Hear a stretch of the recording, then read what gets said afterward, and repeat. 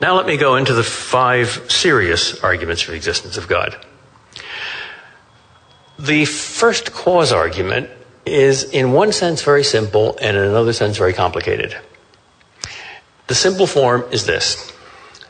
Let us define a first cause as an absolutely first cause, an uncaused cause, something that causes other things but is not itself caused. If there is a God, God would be a first cause.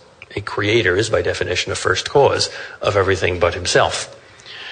Now, either there is a first cause or not. If there is no first cause, then there are no second causes either. Because second causes operate only if they're caused by a first cause. Whether there's only one second cause, or a finite number, or even an infinite number. Think of a train. The locomotive pulls the cars and itself. The cars can't pull themselves, they can only pull each other, but they can pull each other only if they're pulled by the locomotive. If there is no locomotive, there can't be a train, whether there's one car or 10 or a million. So unless there is an uncaused cause, there can't be second causes. That seems to be a logical principle. You can deduce that simply by an analysis of the meaning of the word cause. The second premise is a sense observation. There are second causes. There are caused causes. In fact, the entire universe is an enormous 18 billion year long series of trains or dominoes or caused causes. Well, put the two premises together. If no first cause, no second causes, there are second causes, therefore there must be a first cause. First doesn't necessarily mean temporally first. This piece of paper is being held up by this podium. The podium exercises a causal effect on the piece of paper. It prevents it from falling down. But the podium doesn't exert its causality first in time, and then after it finishes, then the paper begins to be held up. The cause and the effect are simultaneous. So God doesn't have to be in time in order to be the first cause. He could be the simultaneous giver of existence to everything that exists. Another version of this argument is the contingency argument. That's a little more abstract. One way of formulating it is this. A thing exists, and a thing has an essence or a nature. I exist, and I have human nature. A horse exists, and it has the nature of a horse. A unicorn does not exist, but it has the nature of a unicorn. Now, nothing exists simply because of its essence. A unicorn has a perfectly good essence, and so does a horse. But a horse happens to exist, and a unicorn doesn't. Because whatever forces brought a horse into existence, but didn't bring a unicorn into existence. We see nothing in the universe, and we can imagine nothing in the universe whose essence accounts for its existence. Therefore, everything in the universe is contingent on something else with respect to its existence. Analyze its own inner being, and you'll find this distinction between its essence and its existence. Now, if there is a God, God is not a creature, but the creator. So God does not receive existence from anything else. He is not contingent on some other being for his existence. Nevertheless, he exists. Therefore, he must exist by his own essence, necessarily. Now, is there such a God?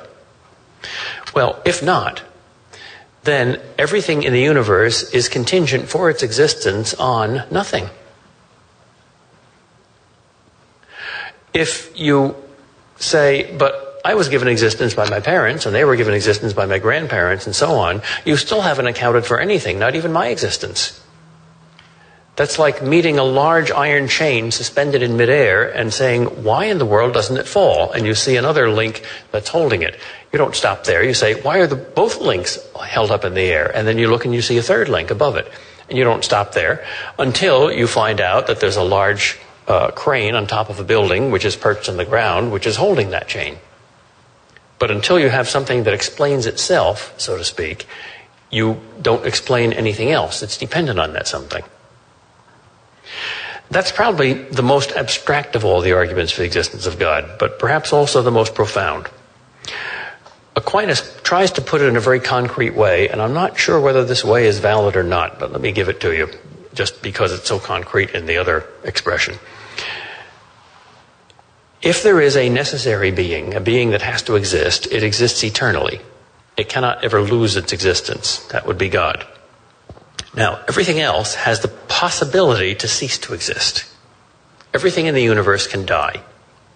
Now, if there is no God, then there is infinite time. There's no creator, therefore no act of creation, and therefore infinite time for every possibility to be actualized, including the possibility of death for everything. Well, if there's already been infinite time, then every possibility has already been actualized, so why hasn't everything already died? And once it dies, it'll never start up again. I'm not sure whether that's valid or not, but it's at least concrete. Incidentally, scientific confirmation of something like the contingency argument, I think, has come through Big Bang cosmology. 20 or 30 years ago, scientists were divided into three groups as to the origin of the universe: the steady statists and the oscillation theorists and the Big Bangers. And the steady state theorists said the universe has always been here. The oscillation theorists said that the universe continually expands and contracts like an accordion. And the Big Banger said there has been just one Big Bang, and ever since the universe has been expanding. Well, nobody is a steady statist or an oscillationist anymore. Everybody's a Big Banger. And if there's a Big Bang, there must be a Big Banger.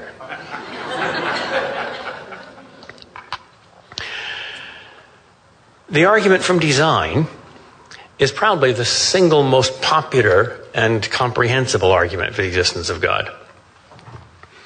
I met a doctor once who worked in Zaire for a while, and he had to make his way into a tribe that was suspicious of outsiders, and he won their confidence and saved their lives, so he was the great white father. And they asked him all sorts of questions about life in the West, and they asked him, do you have wise men there? They said, yes, we call them philosophers. Oh, what do they believe about the gods? Well, many of them are atheists. What's that? They didn't have a word in their language for that. That means they don't believe in any gods at all. No gods at all? Not one and not many? Not male, not female, not in the earth, not in the sky? Not good, not evil? No gods at all? There are people who believe that? And they buzzed around themselves like bees and said, how can this be? And they finally came up with a solution. These people are blind and dumb and deaf, right? They live in cellars all their lives. They have never seen a star or touched a leaf. No.